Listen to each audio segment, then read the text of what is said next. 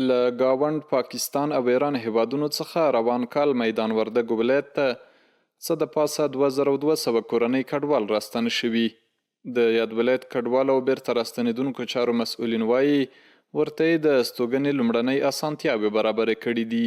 له پاکستان نه او له ایران نه چې کوم کسان راغلي 2240 کورنۍ دي او په هغه کورنیو کې تر اوسه پورې 109 کورنیو ته تر اوسه موږ توزیع کړې ده. هغه اولیه چې کوم د ضروريات او د هغو دپاره چې کوم لوازمات هغه موږ ورته توزیع کړي دي او د آینده دپاره هم سروې روانې دي. د ولایت ته راستانه شوي کډوال د اسلامي امارت له رویې او ورسره کړیو مرستو په پار خوښ دي. همدارنګه د استوګنې په ځایونو کې د څښاک پاکو اوبو او برېښنا غوښتنه کوي.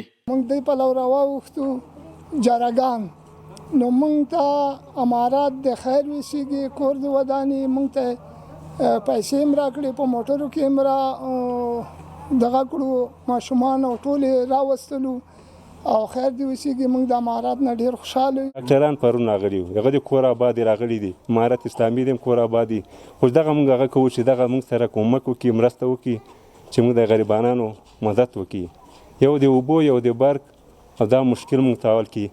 د میدان وردګو کډوالو او بیرته راستنېدونکو چارو مسؤلین ډاډ ورکوي چې دوی سره د مرستو سروې روانه او پر وخت به یې ټولو اړتیاوو ته رسېدنه وکړي.